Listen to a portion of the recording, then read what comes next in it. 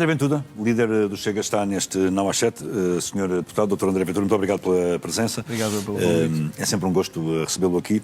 Bom, então, o Parlamento Regional da Madeira trocou as voltas ao Chega. Antes de mais, boa noite, obrigado pelo convite, João. Gosto de estar aqui mais uma vez, contigo e neste canal, no NAU.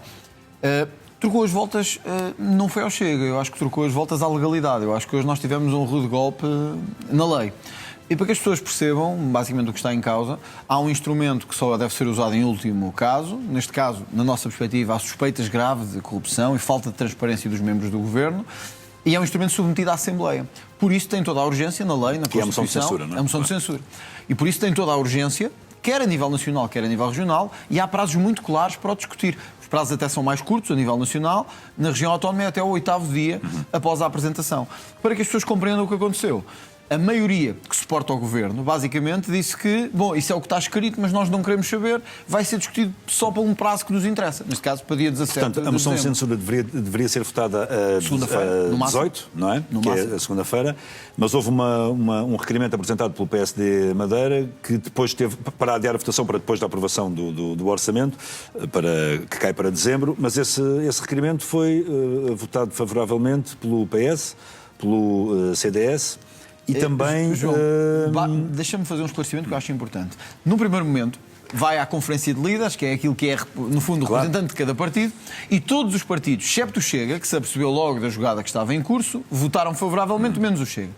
Mas no dia a seguir, quando isto vai ao plenário, os outros partidos meteram a mão na consciência e perceberam que isto era uma ilegalidade absurda. Aliás, a imprensa, quer nacional, quer regional, dá eco disso mesmo, do absurdo que isto representa.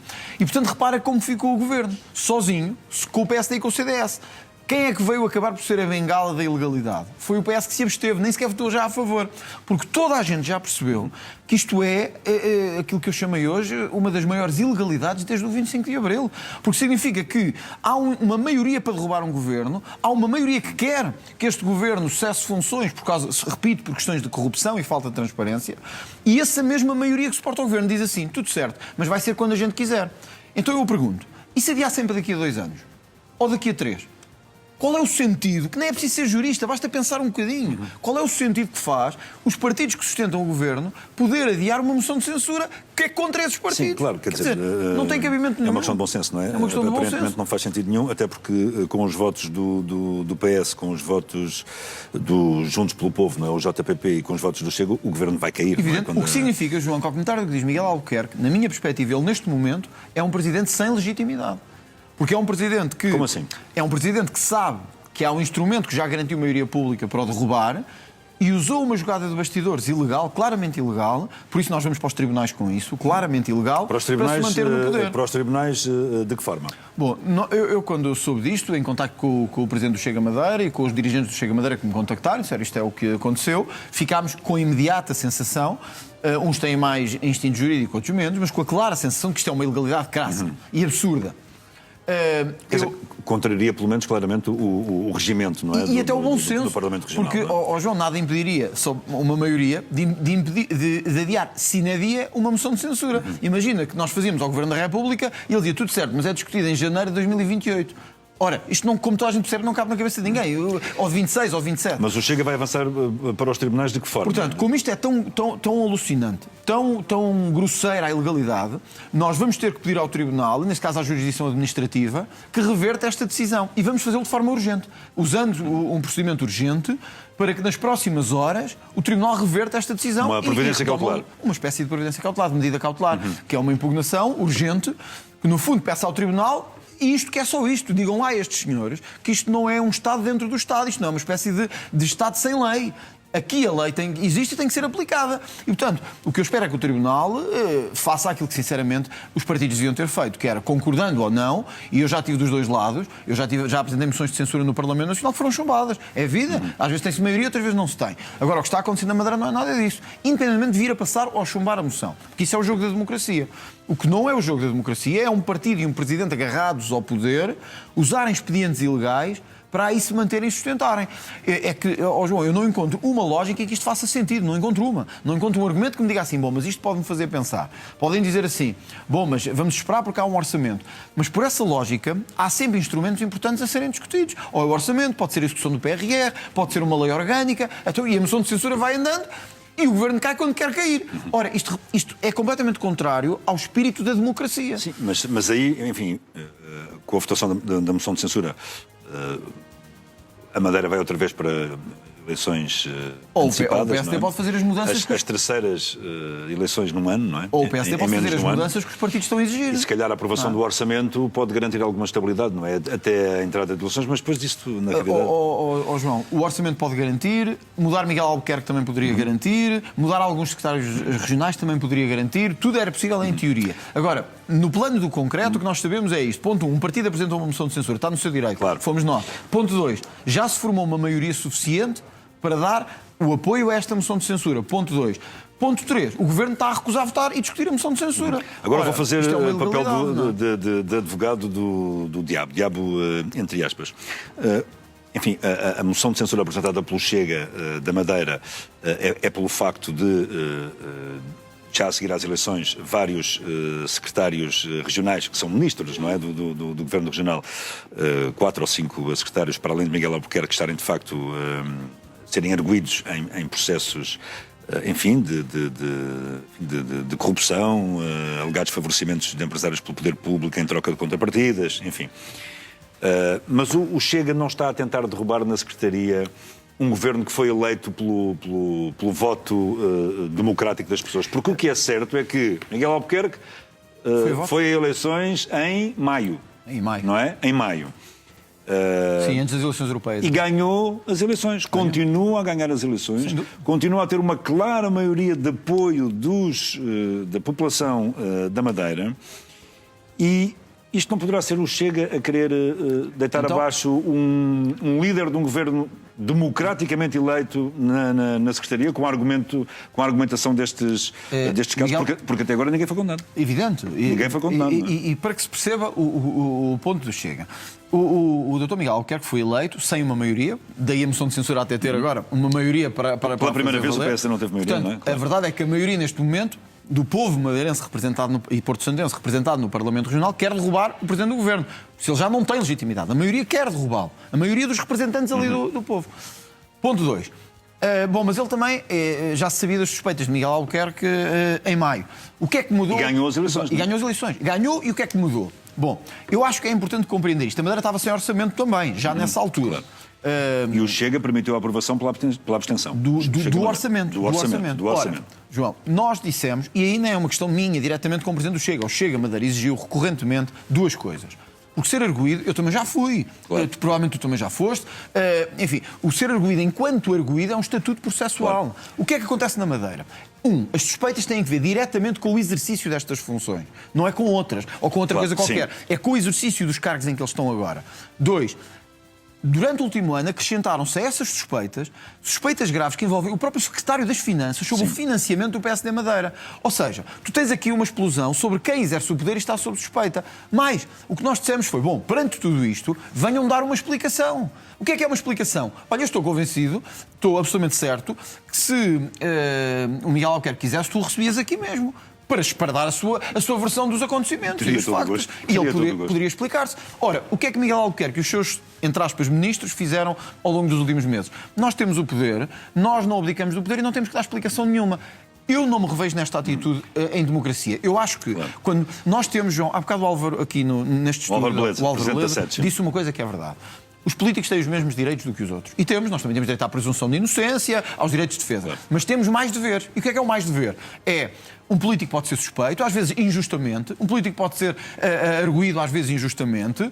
Tem que dar explicações. E o que é dar explicações? É estar aqui a dizer, imputam-me isto é falso por isto e por isto era o que eu faria. Mas as explicações podem ser dadas a sede própria, não é? Bom, mas o político não tem só essa sede própria daqui a 2 anos ou 3 ou 4. Tem perante os eleitores e perante os que nos acompanham, de dizer, bom, imputam-me isto é falso por isto e por isto. Eu nunca ouvi Miguel Albuquerque fazer isso. E se por hipótese agora até dezembro, antes da votação da moção, Miguel Albuquerque desse essas explicações ao povo madeirense e ao povo português? O Chega retirava a moção?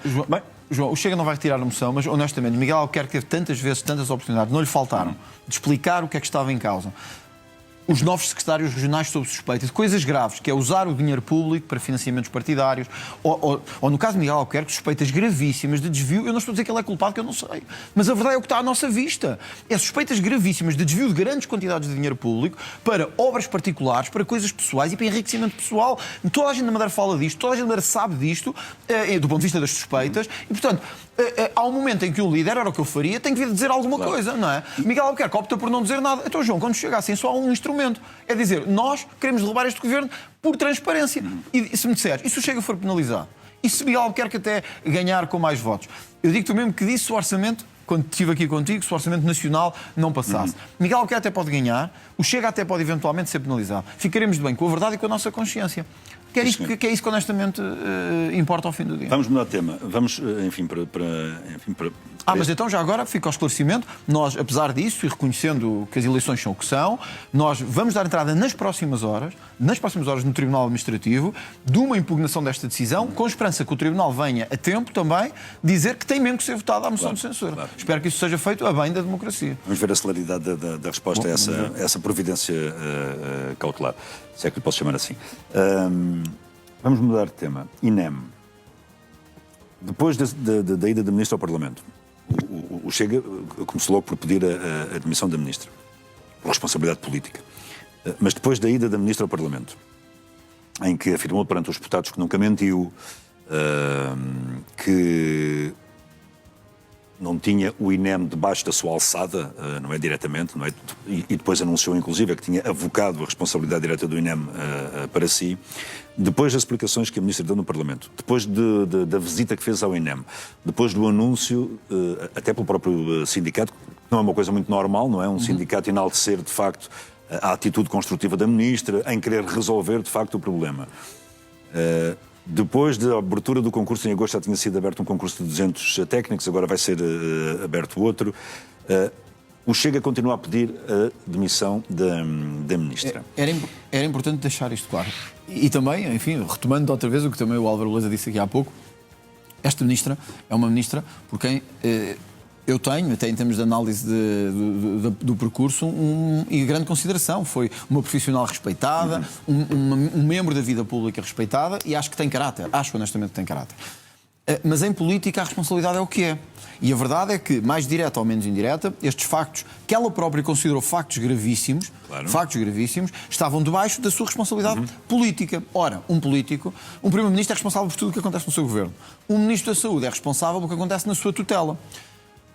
Poderíamos dizer assim, bom, mas o Governo fez tudo o possível para evitar estas mortes e por isso não se podia exigir mais. Se fosse isso, nós não pediríamos responsabilidade política ao Presidente do INEM, à Sra. Secretária de Estado e à Sra. Ministra da Saúde. O que acontece aqui é que nós sabemos hoje pelos factos, que houve um conjunto de falhas no âmbito daquela tutela política. E, portanto, isso sabemos. Agora, isso aparentemente é inegável, independentemente de saber quem é que teve a responsabilidade. Temos um exemplo que eu acho que é gravíssimo. O INEM, aparentemente, eu pelo menos tive acesso a um elemento destes, eu vi com os meus olhos um pedido de serviços mínimos que chegou 3 minutos antes do segundo turno começar. Ou seja, estava quase a começar o segundo turno, às 4 da tarde, se não me engano, e às 3h57 chegou o tal pedido de serviços mínimos. Como é que não poderia haver falhas? Como é que não podia haver consequências? Então, e ninguém assume essa responsabilidade com mortes hoje reveladas no espaço público? Então, quer dizer que a morte deixou para nós ter valor político. Mas ainda não é possível estabelecer uma causa e efeito entre a morte e o atraso. Não é? Ou seja, isso ainda não é possível. O que eu quero dizer é isto. Do ponto de vista criminal, nós teremos que ver se aquele facto gerou aquela responsabilidade. Chama-se nexo de causalidade. Claro. Mas isso é uma questão com o Ministério Público, por isso é que já estão inquéritos abertos. Isso é uma coisa. Agora, há uma coisa que sabemos politicamente. Sabemos que o Ministério, sob a tutela de uma determinada Sra. Ministra, foi informada de uma greve em um conjunto de dias antes e optou por não fazer nada. Dir-me-ão, bom, mas foi a sua Secretária de Estado que recebeu e não fez nada.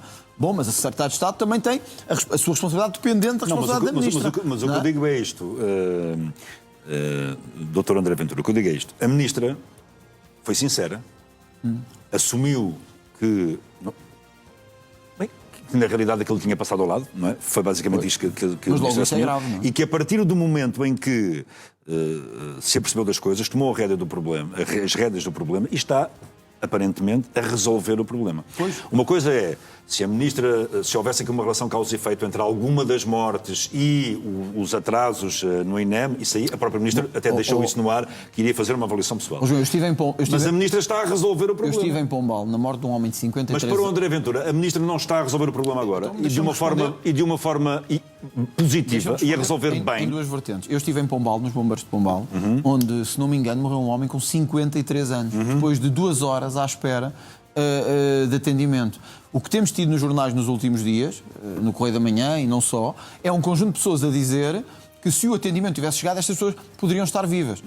Portanto, eu acho que isso é... Também depende daquilo que... Evidentemente, eu estou a dizer os casos que são conhecidos e o que nós conhecemos. Agora, o que é que sabemos de verdade? O Ministério da Saúde foi ou não informado da greve? Foi. Fez alguma coisa quando foi informado da greve? Não. O Governo, recordo, na altura, nem lhe chamou greve. Sabe o que é que lhe chamou? Chamou-lhe recusa, não era bem uma greve. Depois o Governo veio-se a perceber disto e chamou de urgência aos técnicos, os sindicatos.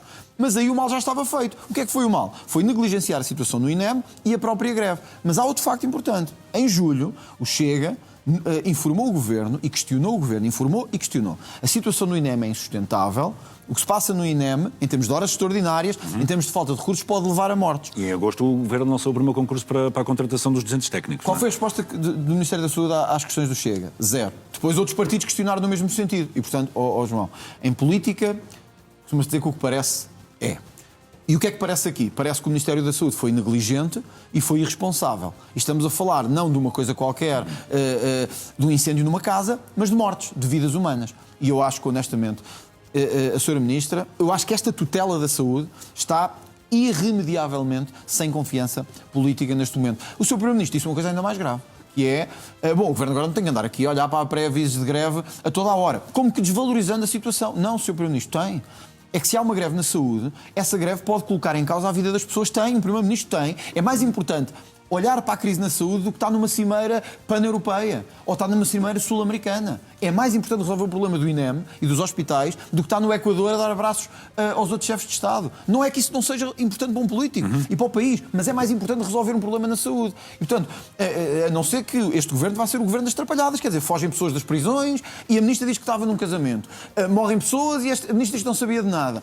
Nós há uns dias, eu não quero mudar de tema, há uns dias tivemos o caricato, eu disse isto no Parlamento, onde é a Ministra da Justiça, este governo está-se a destacar pelo caricato. Quer dizer, de um homem ter fugido da carrinha à frente do tribunal e foi com as algemas ainda postas. A ministra também não sabia de nada, mas demos-lhe nacionalidade quando ele era procurado pelas residências. Já sabe agora que na base desse erro esteve uma falha alemã. Bom, mas nós cá também... Na falha desse erro teve uma falha alemã. João, isso pode ser verdade, mas a verdade é que nós também renovámos a residência. A ministra, tu sabes, respondeu-me assim no Parlamento. Eu não sei, porque não estou dentro desse dossiê. Isto parece que é atrapalhada atrás de atrapalhada e este governo está com pouquíssimo tempo, porque tem 6 meses, quase que até atrapalhadas dos piores governos que nós já tivemos em Portugal. E eu acho que isso é muito estranho, alguém tem que assumir responsabilidade. Se o Primeiro-Ministro prefere andar no Equador do que estar a resolver isto, bom, então eu acho que talvez ele deva ouvir o Presidente da República hoje, um bocadinho, embora o Presidente nem tenha sido tão duro quanto devia ter sido e como foi noutros momentos. Eu se fosse só o Primeiro-Ministro, eu estava de avião posto já para Lisboa para resolver os problemas de quem votou nele, que é os portugueses, não é os equatorianos. Mas o Primeiro-Ministro está em Portugal, ainda há bocado tivemos pois aqui... eu sei, mas está de olhos postos no Equador e eu aconselhava-o a pôr olhos em Lisboa. Ok. Vamos ao Orçamento do Estado.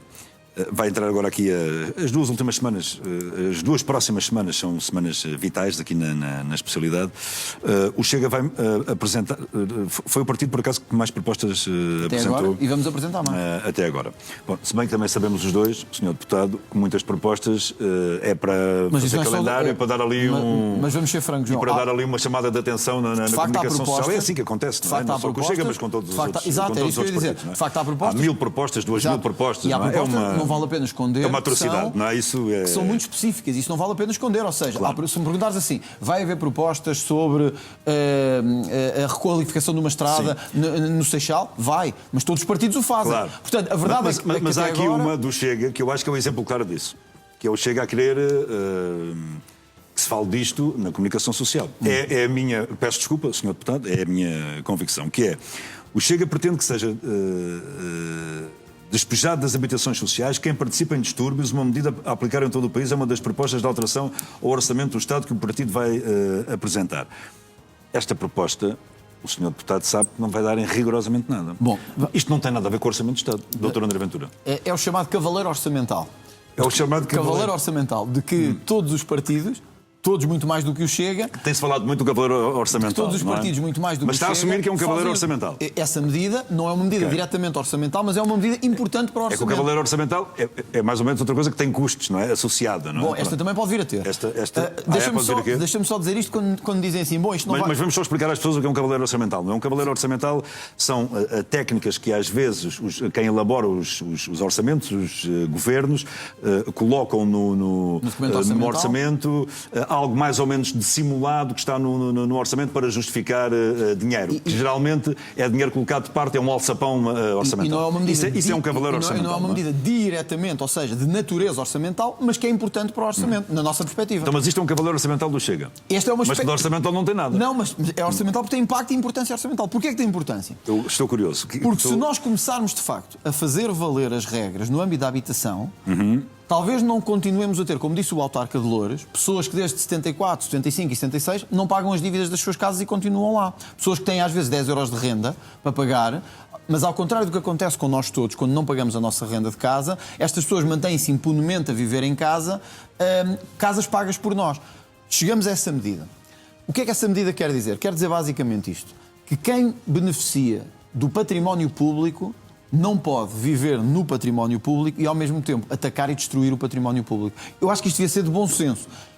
Que tipo de regra é essa? É uma regra basicamente orçamental que diz esta. No âmbito das atribuições da habitação, a nível nacional, ou seja, para que as pessoas compreendam, o dinheiro que nós gastamos a pagar a casa a pessoas que não têm casa, portanto, nossos impostos, estamos-lhes a pagar uma casa para viver, e o que é que as senhoras andam a fazer? A destruir casas, e autocarros, e vias públicas. E então eu pergunto, merecem ter casa do Estado? Eu não sei, eu ouvi o Álvaro Beleza dizer que temos de ser tolerantes. Eu digo, não merecem ter casa do Estado. Quem destrói património público merece uma coisa, merece ir para a rua. Eu não quero saber se essas pessoas depois vão dizer assim, bom, mas eu estou numa situação muito difícil, muito incómoda, eu não tenho... Então, e não pensou nisso quando destruiu um autocarro? E não pensou nisso quando destruiu a casa de outras pessoas? E não pensou nisso quando destruiu o património público? Doutor André, mas deixa-me só tem que dizer me interromper só por uma coisa, muito rapidamente. Não, mas é sobre essa proposta. Tu disseste-me assim... Estamos a ficar sem tempo. Eu peço desculpa, mas é porque faz... Do tal cavaleiro orçamental. Esta proposta não vale nada. Não vale para nada, não é? Não vale se não for aprovada. Se for aprovada, vale. E tu disseste assim, esta proposta não vai a lado nenhum. Eu diria que tens uma grande probabilidade de ter razão. Mas sabes que há 2 semanas, quando eu falei pela primeira vez em moção de censura na Madeira, disseram-me assim, isso não vai a lado nenhum. Hoje estamos à beira de aprovar a moção de censura na Madeira. No final da vamos, se não conseguimos fazer isso. Olha, já conseguimos uma coisa. Muito rapidamente. Não, IRC, vamos já, já conseguimos uma coisa. É que autarcas do PS, isto era impensável se calhar há um ano atrás, digam, o Chega tem razão, quem destrói património público não pode viver em património público. Se eu há um ano estivesse aqui contigo, tu dir-me-ias. É impossível. Mas estás a ver, o impossível às vezes acontece. Bom, vamos aqui ao IRC. Vai apresentar uma proposta ao Chega. Já apresentou, claro, para 19%, não é? Esta aqui, isto pode dar uma grande confusão. Confusão que não devia dar, porque foi promessa do governo da AD. Foi uma promessa que está na lista de compromissos da própria AD nas eleições. Ora, às vezes perguntam, para que é isso do IRC? O Álvaro Beleza disse aqui uma coisa importante, só se enganou num dado. De facto, Portugal não tem a taxa mais elevada de IRC, tem a segunda. É uma das mais elevadas. A Colômbia está à nossa frente. Mas ele disse uma coisa que é verdade. Se nós queremos atrair investimento, temos que ser mais competitivos de países da nossa dimensão, como os Países Baixos, Espanha, etc. O Álvaro estava-se a referir à Europa, não é? A Europa, da OCDE na Europa. Temos de terminar, doutor André Ventura. Para dizer isso, se perguntas-me se vamos apresentar, vamos por uma razão. Porque é justo e as nossas empresas precisam de pagar menos impostos. 2, porque não foi uma promessa só minha. Foi minha e de Luís Montenegro. E eu estou aqui, e o Chega está aqui para fazer ao Primeiro-Ministro cumprir as suas promessas. Já que não cumpre outras coisas, ao menos que cumpra as suas promessas eleitorais. Isto foi uma promessa eleitoral do Governo. Doutor André Ventura, sempre um prazer recebê-lo aqui. Até à próxima oportunidade. É o ponto final neste Now às 7.